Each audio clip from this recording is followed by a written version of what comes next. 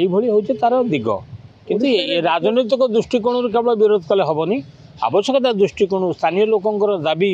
आंदोलन सबुतक आकलन करके करें ताल से आंदोलन सफल हो से स्थानीय आदिवासी सुजोग आ सुविधा मिल पोलवा प्रकल्पटा आज ही सेटा उपा सरकार समय अनुमत है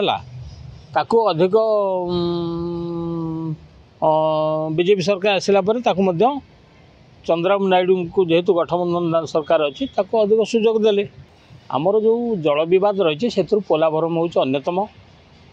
आमर शेष गाँ हूँ भुवनेश्वर दूरतम स्थान हूँ मोटू मोटू तहसिल अंतर्गत जो चली पोलाभरम प्रकल्प याद्वारा मोटू तहसिल पड़िया ब्लॉक बहुत गाँ जलमग्न हो आमर आशंका देखा देछि प्रथम 7 खंड गाँ तापर 27 खंड गाँ तापर केते खंड गाँ बुड़ीबो तार एपर्यंत आमर एस्टिमेट करिवारे सरकार विफल होइचंदी जदिबा पोलाभरम प्रकल्प द्वारा से जो अच्छी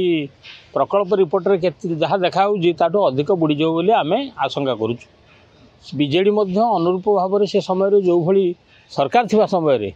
तार जो भली पदक्षेप नेबा कथा नेला नहीं एवं ताकू जेहेतु जातीय प्रकल्प से केंद्र सरकार माने सब अनुमोदन देले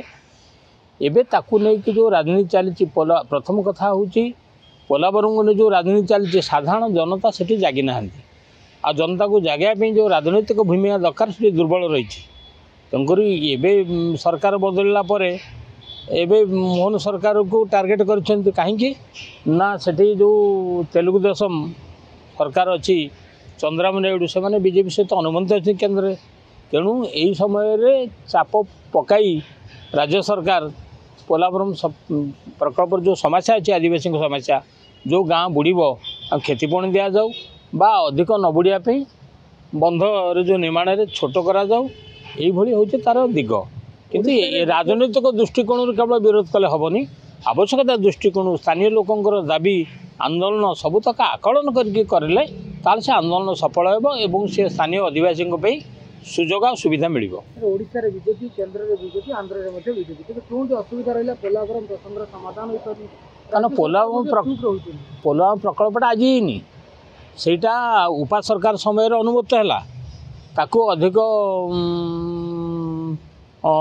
बीजेपी सरकार आसला चंद्रबाबू नायडू को जेहेतु गठबंधन सरकार अच्छी अधिक सुजोग देले से जातीय प्रकल्प मान्यता दिगला तो मान्यता जो पैसा सांक्शन जातीय प्रकल्प बंद कर